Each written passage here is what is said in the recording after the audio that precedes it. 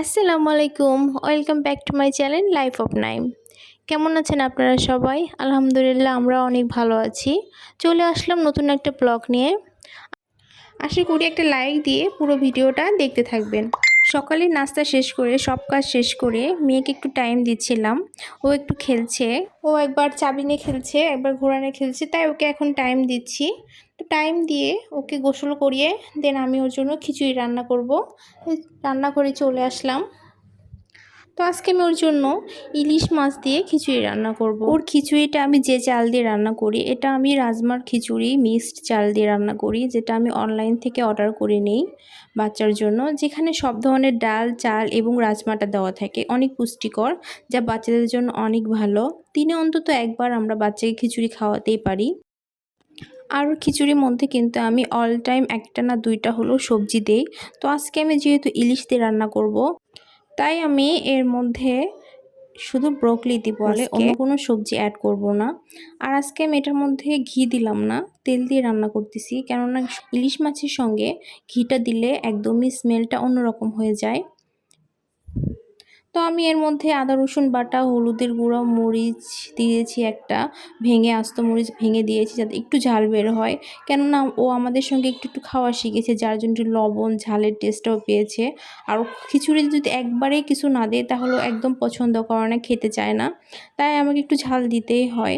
এর পাশাপাশি আমি গোলমরিচের গুঁড়া দিয়েছি, যেটা আমি সবসময় বাচ্চাকে ছোট থেকে খাওয়াই, আর এটা অনেক ভালো বাচ্চাদের জন্য। তো এদিকে রান্না হচ্ছে। তো আমি এখন এখানে সিঙ্কে কিছু থালাবাটি ছিল, ওগুলো ক্লিন করে নিলাম। আর আজকে যেহেতু তরকারি সব রান্না করা আছে, শুধু ডিম সিদ্ধ দিব, তাই আমি এখানে 4টা ডিমও দিয়ে দেবো সিদ্ধ। আর বাচ্চার যেহেতু প্রতিদিন কোনো না কোনো আইটেম রান্না করতে হয়, যার জন্য আমি বড়দের রান্না, আমাদের যে খাবারের আইটেমগুলো, এগুলো আমি একটু আগেই বেশি রান্না করে রাখি। ওকে এক একবার এক এক রান্না করে খাওয়াতে হয়, ওর রান্নাগুলো তার রান্না করে স্টক করা যায় না, আর উচিতও না বাচ্চাদের খাবারগুলো ভাবে করা। তাই আমি ওর খাবারটা একদম টাটকা ফ্রেশভাবে রান্না করে করে ওকে খাওয়াই।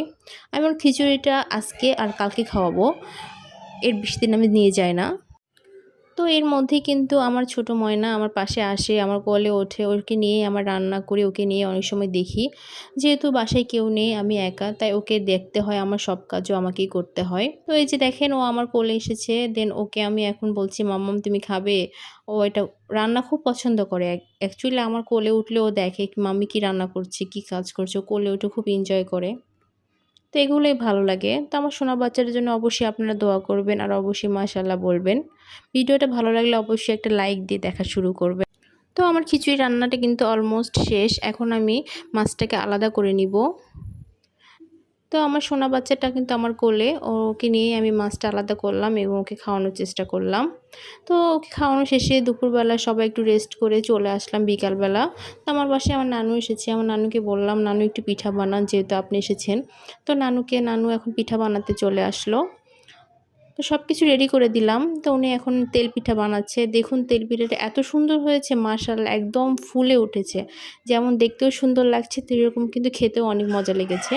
মাঝে মধ্যে কিন্তু এরকম পিঠা বানিয়ে খেতে ভালোই লাগে। আসলে আমি এতটা পিঠা বানাতে পারি না, এজন্য আমার বাসায় আমার নানু আসলে বা আমার আম্মুরা আসলে পিঠা বানানো খাওয়া হয়।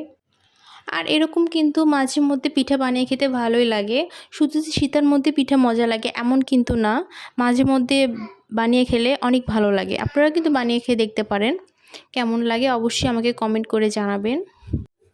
পিঠাগুলো কিন্তু এত সুন্দরভাবে ফুলেছে যে দেখতে অনেক ভালো লাগছে। আর অল্প করে আটা গুলিয়েছিলাম, পিঠাগুলো এত ফুলছে যে এত একটা পিঠাও নষ্ট হয়নি, যার জন্য পিঠা অনেকগুলো হয়েছে। এই দেখুন এক পাতিল ভর্তি হয়ে যাচ্ছে, মাশাআল্লাহ খেতে অনেক ভালো লেগেছে। তো আজকে ভিডিওটা এই পর্যন্তই। সবাই ভালো থাকেন, সুস্থ থাকেন, আমার চ্যানেলটা সাপোর্ট করবেন, আর আমার চ্যানেলে অবশ্যই নতুন হয়ে থাকলে সাবস্ক্রাইব করবেন, পাশে থাকা বেল বাটনটা অবশ্যই অন করে দিবেন। এই পর্যন্ত, আল্লাহ হাফেজ।